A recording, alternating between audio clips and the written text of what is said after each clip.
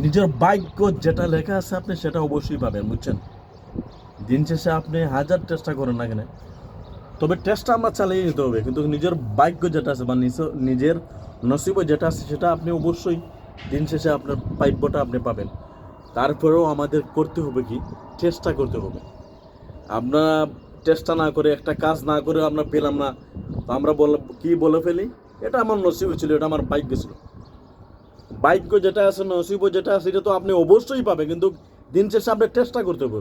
যে কোনো কাজ, ছোটো কাজ, বড় কাজ, বা আপনার ব্যক্তিগত কাজ, বা আপনার লাইফ চেঞ্জ করার কাজ, বা আপনার নিজের অ্যাক্টিভিটি, বা নিজের কিছু আমল আছে খাইছো, তাতে আমল খাইছো কিছু আছে নিজের, যে এইগুলো আমি চেঞ্জ করতে হবো, বা নিজের ব্যক্তিগত বা নিজের পার্সোনালিটি আমি ঠিক করতে হবো, বা নিজের লাইফ আমি চেঞ্জ করতে হবো, বা নিজের ইনকামের সোর্স আমি চেঞ্জ করতে হবো। যেটা তার ধরে আছি এটা ছেড়ে আমি অন্যটা ধরতে হবো, বা নিজেইটার ব্যক্তিগত হিসাবে নিজের দায়িত্ব নিয়ে এটার টেস্টটা চালিয়ে যেতে হবে।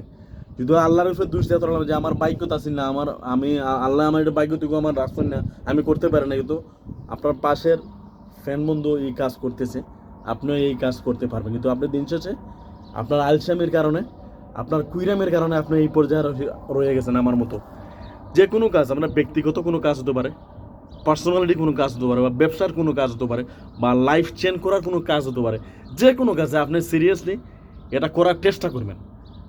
যে কোনো কাজ যদি আপনি করার চেষ্টা করেন, অবশ্যই আপনার সব কিছু করা সম্ভব। যদি আল্লাহর উপরে চাইরা তো জানেন, নিজে গরম মাঝে ঘুমাই না, আর আল্লাহর উপরে চাইরা তো মিলে আল্লাহ আমার গড়ের টুল্লি পেরে দিবে, জীবনে পাবেন না। আল্লাহ বলছে যে আমি তোরে দিব, তুই চেষ্টা চালিয়ে যা, তুই জায়গা মতো যা, জায়গা মতো গিয়া তুই বল, কাজ কর, অবশ্যই আমি তোরে দিব। So thank you so much. Next কোনো ভিডিওতে দেখব। আজকে এই পর্যন্ত। সালাম আলাইকুম রহমতুল্লাহ বারাকাতু। সালাম আলাইকুম।